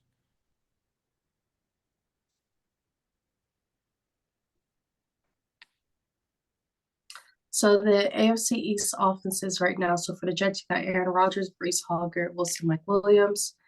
Bills, you got Josh Allen, James Cook, Stephon Diggs, Curtis Samuel. Dolphins, you have Tua, Raheem Mostert, Tyreek Hill, Jalen Waddle. And then for the Patriots, Jacoby Brissett, Ramondre Stevenson, Kendrick Bourne, and Juju Smith-Schuster. And I told you this on the FaceTime a couple of days ago, as I feel like, you know, the AFC, you know, you and June said it, the AFC is very, very, very stacked and very, very, very competitive. As for the Patriots, as someone like Gerard Mayo, cleaning house and started over, that's not a bad offense to start off with as a first-year head coach, starting completely over in the organization. No, I don't think so. I think it's a good start. We've seen worse from somebody cleaning house. My concern is in the wide receiver section, right? Because can Kendrick be a number one? And we know Juju could be a great number 2. You know what I'm saying? Can Kendrick be that number 1? You know what I'm saying? And can Jacoby stay consistent enough to at least have a winning season? I notice I'm not even saying playoffs. I'm just saying winning season. You know, like, hey, 9-7, 9-8. You know, But like, this you could say this when it comes to Russell Wilson at the same time. It also coaching matters, you know. Gerard Mayo being a football player coach, you know, he can connect and adapt with his players, you know. Russell Wilson, Mike Tomlin, they're both like, Mike Tomlin is very respectful of his players, something that Russell Wilson didn't get from Sean Payton over in Denver, you know. So I feel like also coaching matters at the same time, depending on players shine, depending on who's coaching them, you know.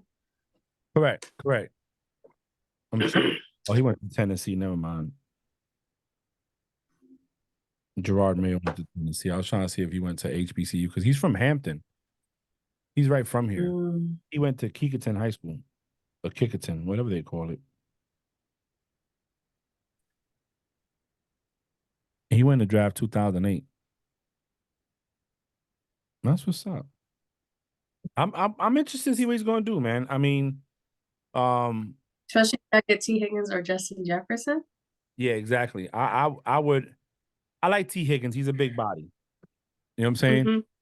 He's a big body. I can see y'all getting T. Higgins first before Justin Jefferson. Justin Jefferson going to be a too high of a ticket, to be honest. You're going to have to give up something. And he wants 40 mil. He wants 40 mil a year. I think he wants 40 mil a year. I think he's worth the money. Yeah, he is worth the money. If you ain't got a quarterback to give him the ball, though, it doesn't matter, you know? So we've seen T. Higgins actually do good with Burrow and the backup. So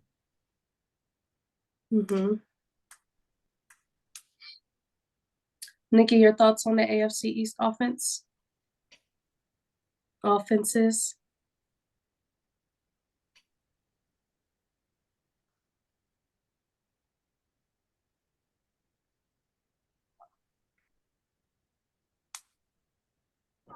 So I'm gonna say this, and I'll leave it alone because I think, you know, individually you got players that be playing, right?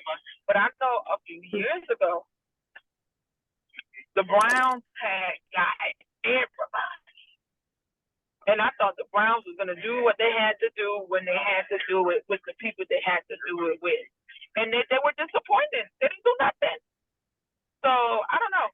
I think there's a lot of talent that got shuffled around in all teams. Let's see what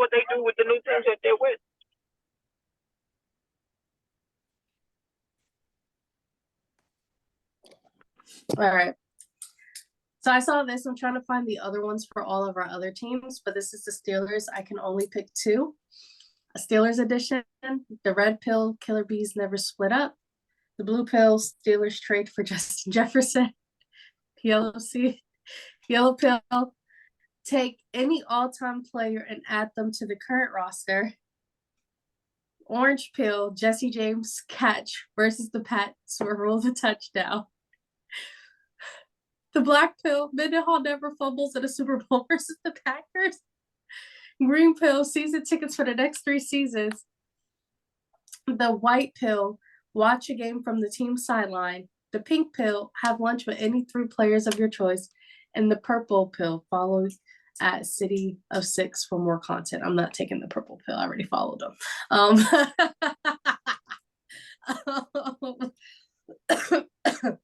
Definitely the black pill. Mendenhall never fumbles in a Super Bowl versus the Packers because we would have won and we would have had 7 rings right now.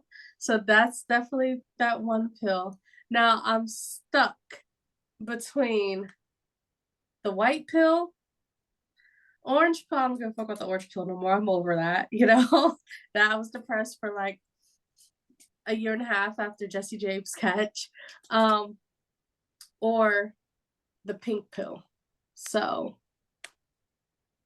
I would say the pink pill because if I have lunch with 3 Steelers players, I'm gonna get my tickets regardless, you know, like I kill 2 birds with 1 stone. So I'm gonna go pink pill, have lunch with 3 Steelers players, and the black pill, Mendenhall never fumbles in a Super Bowl versus the Packers in 2011. Okay. If you were a Steelers fans, which 2 would you pick? Of course, the fumble. Yeah. Good chip. And that was a horrible game. And I kept telling myself, oh, we only lost by a touchdown. It's okay. But in my head, I'm like, it's not okay, you know?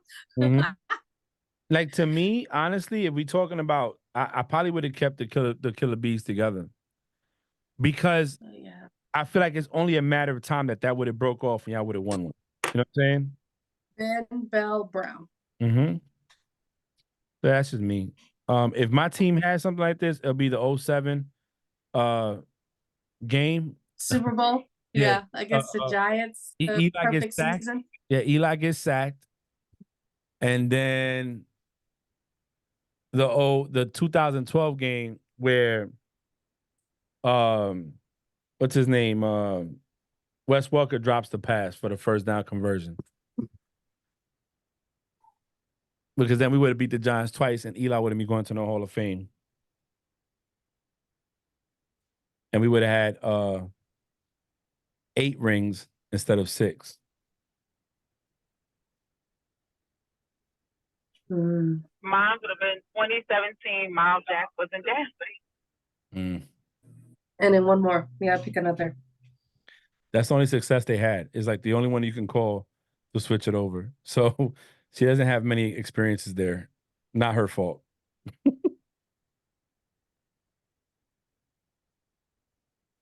Okay, so this is the first running back draft in the last 10 NFL drafts. Bijan for 2023, Breece Hall 2022, Najee 21, Clyde 2020, Josh Jacobs 19, Saquon 2018, Leonard Fournette 2017, Ezekiel 2016, Todd Gurley 2015, and then Bishop Sankey 2014. Does Bishop still play football?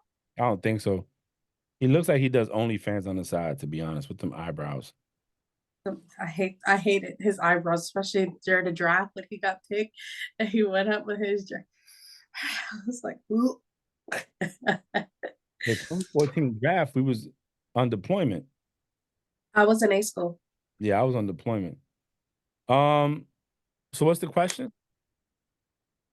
No, it's just no question. Oh. But there's only 2. Yeah, 2 running backs on his list with a Super Bowl ring. Yeah, Clyde Edwards-Helaire and Leonard Fournette. And only one of them did it with the team that they got drafted from. Yep, Clyde Edwards-Helaire. And he's a free agent right now.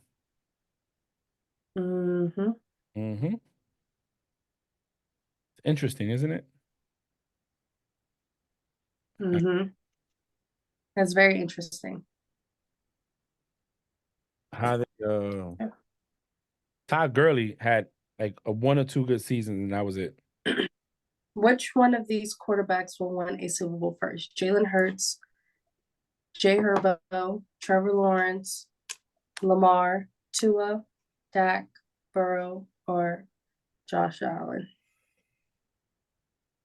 I'm gonna go Burrow.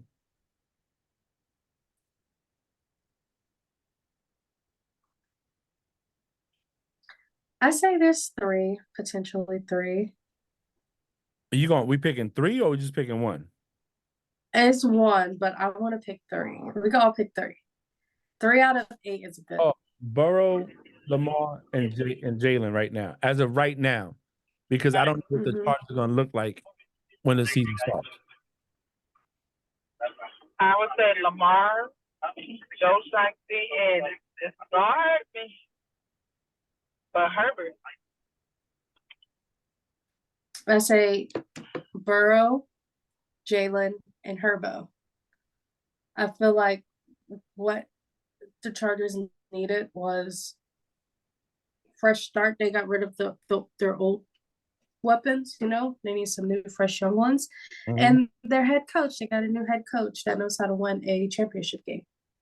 So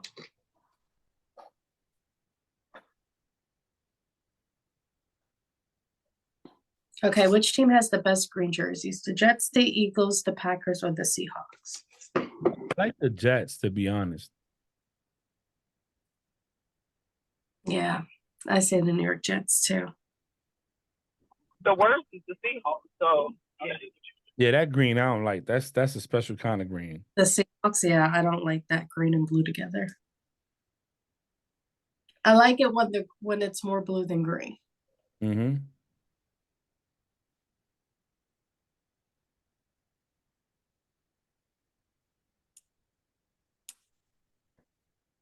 Yeah, we're seeing the best green jersey. Okay.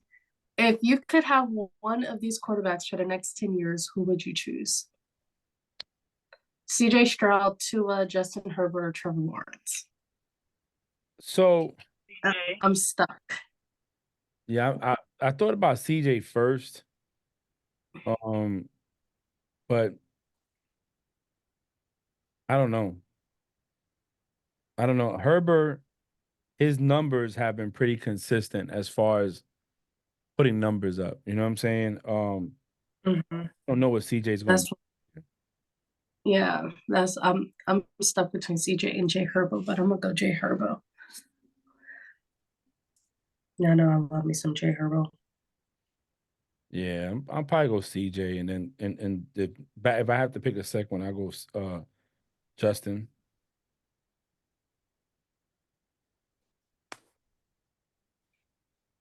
Okay.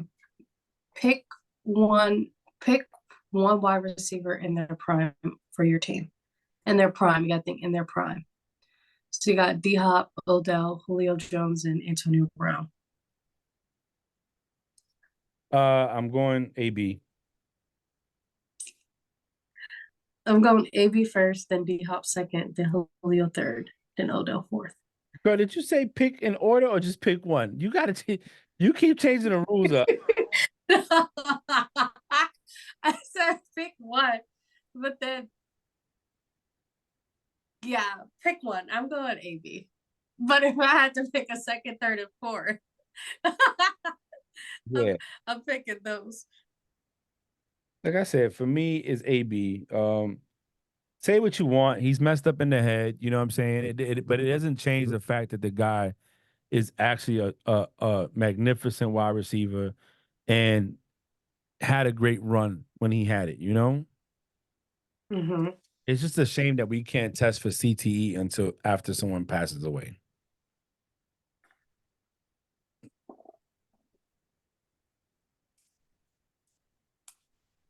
I'm going Nick, Hopkins. The person in me will never go for AB.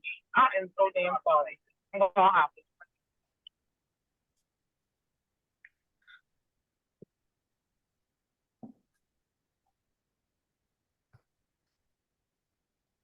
All right, these are the Titans offseason moves. Wide receiver Calvin Ridley, cornerback L'Jarius Sneed, running back Tony Pollard, center Lloyd Cushenberry, cornerback Shadobi, Awuzie. and then Yeah. linebacker Kenneth Murray Jr. I think it's a They good. made some noise this offseason so They far. did. They did. And the sad thing is that now Ridley gets to play against the Jags twice a year. How do you feel about that, Nikki?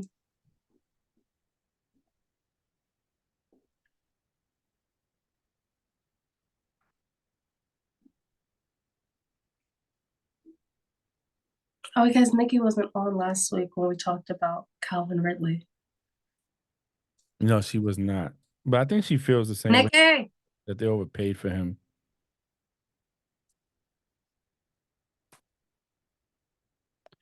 I mean, Snead got his ring. So at this point, anything he does is going to be really, making money. You know what I'm saying? He got his ring. The monkey's off his back. So it doesn't really matter. Y'all can't hear me? Oh. Now we can. No, we can't hear you now. Yeah, I went with Hopkins. You didn't hear that? Yeah, we heard that. But then she's No. Yeah, we heard that about the Titans making a lot of noise, and they're in your division, and now y'all have to play Calvin Ridley twice a year. How do you I feel? don't think the Titans made a lot of noise. The Texans have made noise. I think the Titans tried, but I don't want to say anything was a reach. I think they overpaid, especially Ridley. They definitely overpaid. He followed the money, not more of what's going to happen. Because who's their quarterback? I honestly don't know. Will Levis. Well, let's. Yeah, I don't. I think it was in the water in the pond. That's it. Wow, the Texans over here, it's rocky. If anybody did anything in my division, it's the Texans. I think the Titans tried, and at best they might come third. Nikki, they got Tony Pollard. They still got DeAndre Hopkins, and now they added Calvin Ridley. Will Levis is a really good quarterback. I like D-Hop. Remember, I just picked D-Hop. I don't think D-Hop. I love D-Hop.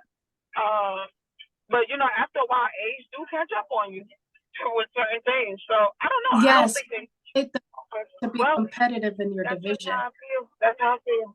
I don't think they made. So hold up. You said they're the third best team. Who's the second? The Texans. The Texans number one. The Texans are number two. And then the Jags and the Titans are fighting for number three. And then what's the call is number four. Okay.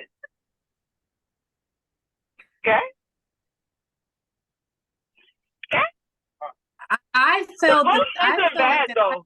Don't get it wrong. The Colts, all right. They might not have made any thingy, but the Colts and the Texans were the two towards the end of the season last year. Mm-hmm. You get what I'm saying? The Titans wasn't even any. They were caca-doo-doo number 4, right? So don't sleep on the Colts. I'm not saying I don't think the Titans can do. I don't think the Titans. The team that might hold it down is the Texans. Period. Yeah, no, the Texans they did good this offseason. The Colts did too. I think one of the biggest moves that the Colts made was signing Joe Flacco. But what I was gonna say was the Titans also, they made a lot of good moves as well to be competitive. And you got to think with a quarterback like Will Levis, who was continuously producing this season. And on top of that, they still have DeAndre Hopkins. They just added Tony Pollard. And then they have Calvin Ridley, who is a good wide receiver. And I feel like he's going to really make some noise and showcase his talent that he was unable to do last season. They're making moves to be competitive within that division. So I like Tony, but I realized once he got it out of there, Tony couldn't really produce. Like he wasn't flashing the way he was flashing when he had Zeke there. You get what I'm saying? I think Zeke's presence still. Yeah, he also came. Okay. Mhm. I think Zeke's presence still was a threat, so it allowed Tony to eat. I don't think Tony produced as much as I thought he would have once Zeke was gone. So I mean, we'll see. We'll see what the Titans do. You know, before for the longest, the Titans was my kryptonite. I always say I didn't dislike the Texans as much as so. Like if I had to say a rival within my division, I would have always said the Titans. You know, the Texans now it's gonna show flash or whatever, but it was always the Titans. I don't know. I just don't have that fear in my heart with the Titans right now. But we'll see. They're talking about Again, I stand by what I say about. I think sometimes we look at individual talent and we be like, oh my gosh, with these individual talents, when you mash them all together, they're gonna, and sometimes they don't. So we'll see. yeah. I think the best example you gave was the Browns when they had Landry, I Odell, stand by it. Juco. I stand by it. Yeah. I stand by it. You know, so I don't know. We'll I see. give you credit on. You made a good comparison, Nikki. I'm very proud of you in that system. Well, I just say this, right? That year, I just knew the Browns were going to, like, damn, ain't nobody. Like, shoot, if there was a team to beat, it was the Browns. And then the season came and left, and I was like, wait, what happened to the Browns? Did they even play, you know? So I think at times we look at individual talent, and then we try to, because they're all together, like, okay, let's talk about it. Now that you said that, right? I hate to say this, but the Eagles too. Everybody thought that, you know, they had everything. That year that they were 100-0. Next year they were going to do something, and we're still trying to figure out what it's going to take them over that hump. Where it's going to get them. So it's not always. It's how each individual talent mesh together and work together. Mm-hmm. And every year somebody isn't hitting at 100. You know, every year I hate to say batting, but people ain't batting at 100, and Hopkins ain't batting at 100 right now. Tony Pollard didn't do shit to me when it didn't matter. Now I bet you this, and they weren't going to keep Henry, but I bet you if they had Henry and Pollard would eat. He'll produce. Yeah, But definitely. the heavy back is gone now. Yeah. Yeah, so we'll see. The only thing that they can hope for, right, is having a Ridley, having a Hopkins. I don't know who the other receivers are. I would have to look, but that by spreading the field and having those threats, they can't load the box up. You know, because you got to cover. But I mean, again, you know, we don't know what that's going to look like. I was looking at Levis's numbers. His numbers were not that impressive his first year. He only played 9 games. He went 3-6. 1,800. He improved, yeah. Now he had I had asked who it was because I really don't know who he was. I mean, the only name I knew in the Titans. Nikki, this is why you don't need to work on football Sundays. No. That wasn't the point that I was making. I'm just saying that he didn't. It was no ripple for real with him. That was the point I'm making. He screwed himself over going in the draft because he was taking all these shirts. They felt that his social media screwed him over and he didn't go in the first round. They had him projected first round at first, but then I think he went second or third. He went in the third round. Yeah, third round. He has a strong arm. He does have a strong arm. I think he's tall. He's a solid quarterback. Let me see.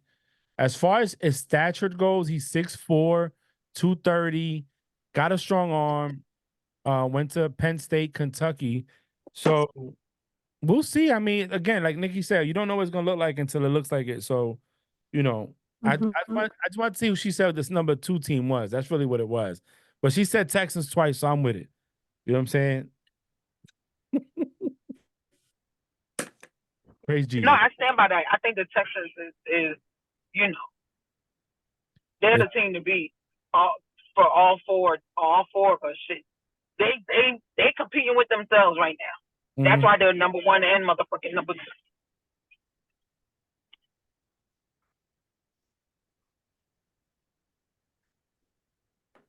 2. Now we have NFL charades. So everyone think of either a NFL terminology or players. Everyone should think of 5 NFL terminology or player, and you are going to either act it out or describe this player, and we have to guess who that person is. So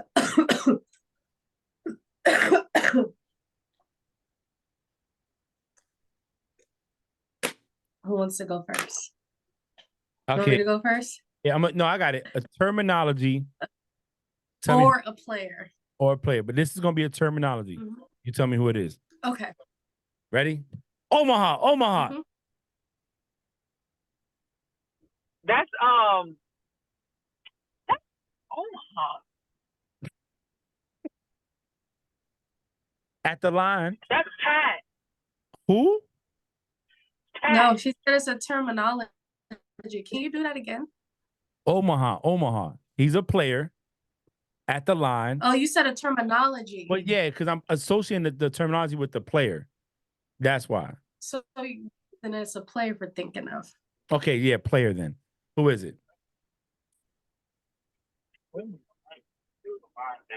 Russ. Nope. Do it again. Dude, give us another hint. I hear it. I hear Omaha, but He gets to the line of scrimmage to change the play. He'll call Omaha. Oh,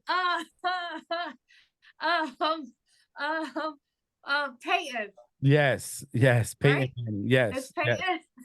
When you said he gets to the line of scrimmage and changes the play, now it hit me. When you gave us the description earlier, I was like, oh, Omaha. Peyton. All day. No, but you said this is a I never watched terminology, it. so I'm thinking of actual like football terminology. Oh, no. All right. Yeah, go. So who's next? Okay. So I'll go next. This is my player. I'm just gonna reenact it. Hold on.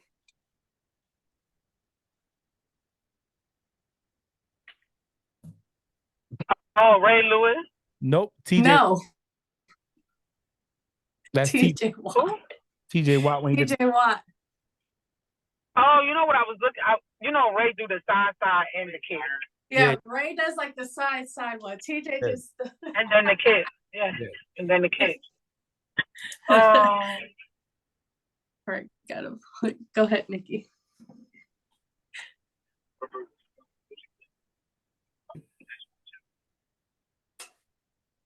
I can't think of anything without making it too easy. Oh, okay. It's a player, but they said this. We going to the Super Bowl. That's all I'm saying. Zach Wilson. Lamar Jackson.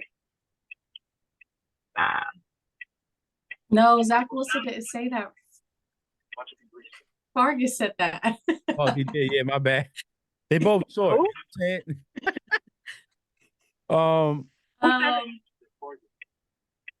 Chris Jones. Okay. All right, another hit. Who is it? Oh, okay. Okay. We going to the Super Bowl. That person said that, and it was like, who locked who down? Oh, Jalen Ramsey. Yeah. Yeah, Jalen. I give it to Bree. Go ahead, Bree. You got it. All right, Frank, your turn. I was drafted. This is a player. I was drafted by the Falcons, played for as a cheesehead, and won a Super Bowl.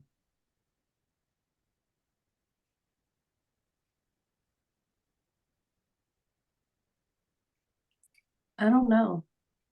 I don't really remember a lot of Packers players back then. Gosh. Was Nikki, you say you want a hint? yeah, another hint. Oh, it's not Clay Matthews, right? No. Clay was drafted and by the Packers, right? Okay. He also played for the Jets and the Minnesota Vikings. Was the victim of Bountygate. Damn, y'all don't know? I don't remember players back then. It's Brett Favre. Oh. Mm-hmm. Oh, yeah, no one gets that point. Yeah, that's Favre. Nikki, Right. oh, it's your go, right, Bree? hmm Okay. This one is a terminology. Okay. This one is a terminology. Mm-hmm.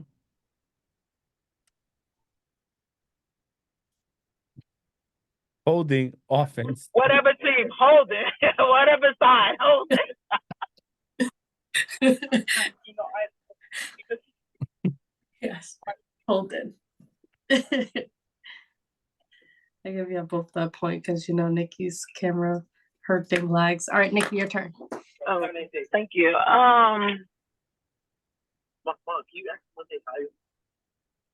Hold on, I gotta think. Hold on.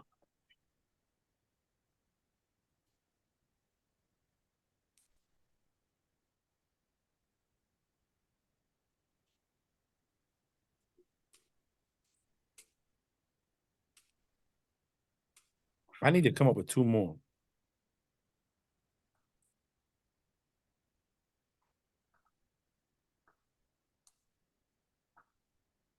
See, this one gonna be too easy.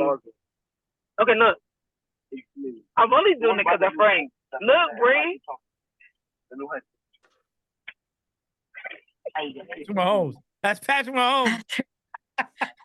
Frank got the point. Fuck him. Bree, why you didn't pay attention? Because you would have known. She knows. She was really I laughing. was looking. Frank just said it before me. Okay, this is a player, right? This is a player. Drafted by the Chargers, retired as a Saint. Drew Brees. Yeah, there you go, Bree. Drew Brees. See, I would have never known. Yep, he was drafted by the Chargers. I Guy. know he retired as a World Cup. I don't know who the hell he was drafted at. Some people say that he saved Sean Payton's career. Okay, I got one. I'm ready. Hold on, this point for Nikki. Oh, All right, yeah. all right. This is my person. Ready? Okay. Who am I? I was drafted by the Eagles. Mm-hmm. I played for the Bills, Kansas City, and the last team I played for was the Bucks. LaShawn McCoy.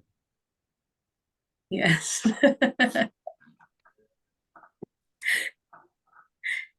All right, go, Nikki. Mayor of Saxonville. The mayor of Saxonville? Calais Campbell. Yeah, it's Calais. It's Calais. All right. I'm trying to think. This is a player. I was bagging groceries before I went and won a Super Bowl. It was who? There's a player who was bagging groceries before he came on a team and won a Super Bowl. And I'll give you a hint. He's a quarterback. I know. Wait.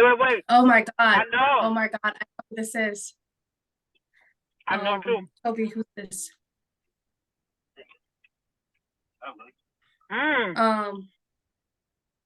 One more hint. I know who you're talking about. I just can't put like a name in the face to. Oh my gosh. No, don't tell me. I remember too. All right, I'm gonna give you a few more seconds, and that's it. That's it. One more hint. AFC or NFC, and it'll help me. NFC. Oh. I know that.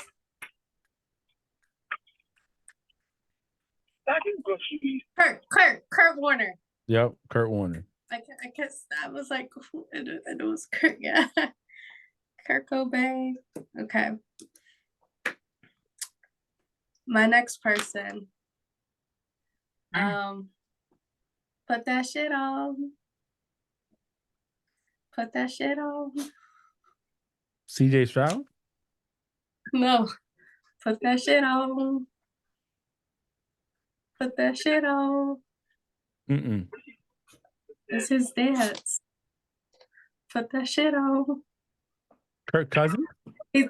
No, okay. Second hit. This is the easiest hint. He's coming out with his own. Sorry. Second hit is he's coming out with his own network called CTE ESPN. AB. Oh, that's Antonio. Antonio. That's what Joe said. Put that shit off. That's what Joe that shit said. off.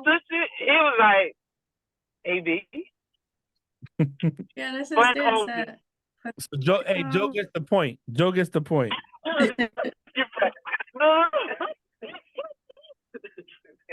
That thing is over here now.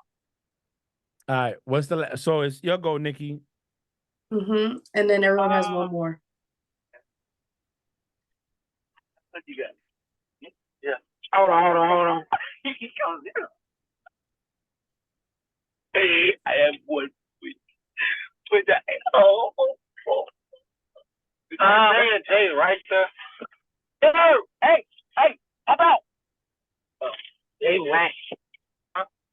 Hold on, I'm trying to think, y'all. Mama, right? Where my slow down. Where's your toys? Hey. I'm trying to pick somebody. You're welcome. But no, my club can't go nowhere, right? Okay, can you be quiet? I'm trying to think of things. I'm trying to think of one that. Where's your Let me toys? I'll get inside the house.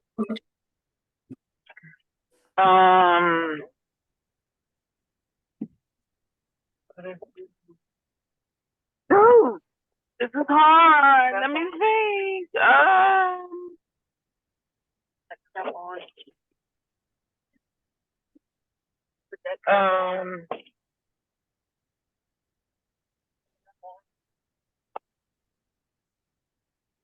Okay. He was at his prime.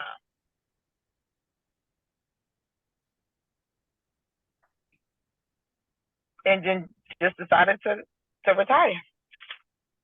Barry Sanders. Yeah. That's exactly who I was thinking. Hey, man. Did you watch his documentary on Amazon Prime? Yeah, I watched the documentary, yeah. I didn't watch it. Yeah, Okay. that was good. It's actually really good. That's what I've heard. Is my goal? Your last one. It's gonna be hard. Y'all might not get this. I attended Fordham University, was sent to Wisconsin, won 5 titles, and went to the Redskins and retired out of there. Who am I? I need it because oh my God, I'm using it. I don't know who that is, Frank. What'd you say, Frank? I went to Fordham University, was sent to Wisconsin to the Packers, won 5 titles, and then went to the Redskins and retired, essentially died. But go. Oh, that's easy. You said 5 titles. Lombardi. Yeah. That was easy. Yeah. You said 5 Lombardi. Yeah. So the trophy's named after him. Yeah, exactly. Title town. You know what I'm saying? Yeah, not Super Bowls, titles. Yeah. So. All right, my last one. I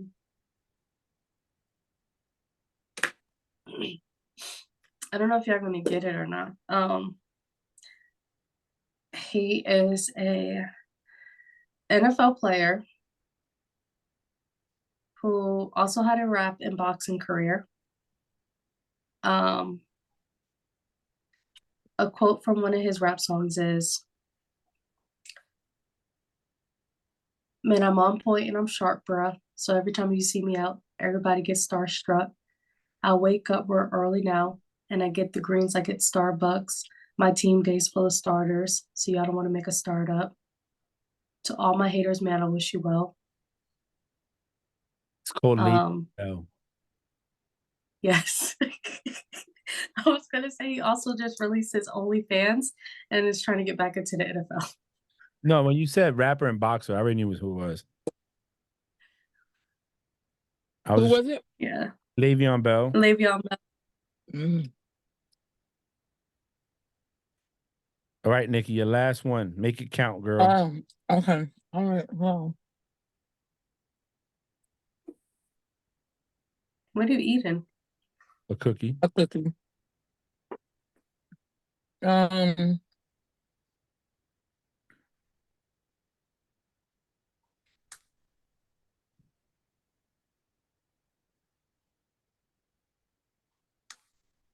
um,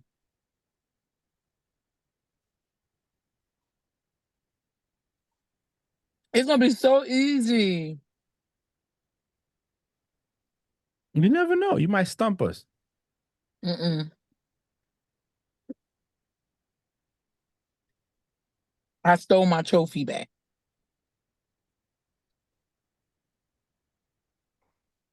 You got me because I don't know. See? I don't know who that is. Bree, you know who it is? I stole my trophy back? Mm-mm. See, Nick, you know something we don't know. Who is it? Come on, I'm serious. I don't know. OJ Simpson. Oh, and he broke back into the Oh, yeah. See, you got me. You got me. You know go what? on with then. I don't want to say the glove didn't fit, but that would have been easy. OJ, that you said the glove don't fit. You must have quit. I'm like OJ. You said Bree? I know they say he went to go steal back his stuff. Yeah, he did. Mm-hmm. That's crazy. So Odell Beckham Jr. is projected to sign a 1-year, $11.9 million deal with either the Chiefs or the Dolphins. Mm-hmm. Why he don't stay with the Also, damn what's it called it? I don't know. I don't know. What the happened? 49ers are trying to prioritize a contract extension for Brandon Ayuk after the draft. And the Patriots are still the top spot for Bengals T. Higgins. Bengals have been willing to listen to offers from New England. Yeah, because they don't think they're gonna do anything. So I'd rather trade him to a team that's not gonna win, but isn't a threat to me. They're not gonna send him to the Ravens or you know what I'm saying.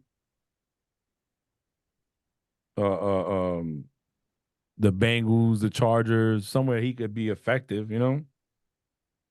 I want to know what's going on with Mhm. Odell. Odell's just going where the money's at, girl. He got the ring already. Who cares? I agree. He should stay with the Ravens, though, in my opinion. But you go to The Florida. Ravens are right there. You go to Florida. No state tax. It's all federal. His money goes a long way. And you never know. That might be where his boo wants him to go. Meaning Kim Kardashian. Yeah. Oh, you missed it All earlier. right. Yo, thanks guys for listening to Frank Presents the Play Call. We'll see you guys next week in week 3 of free agency. Mm-hmm. As we prepare for the draft coming up. Thank you for tuning in. Subscribe, turn on notifications, leave comments. Follow us on all socials and platforms. Follow the Breed Network, Offsides Podcast. And Nikki, go ahead, close us out, girl. Nikki, Bye. now she said bye, America. Anyway, till next week, y'all. Bye.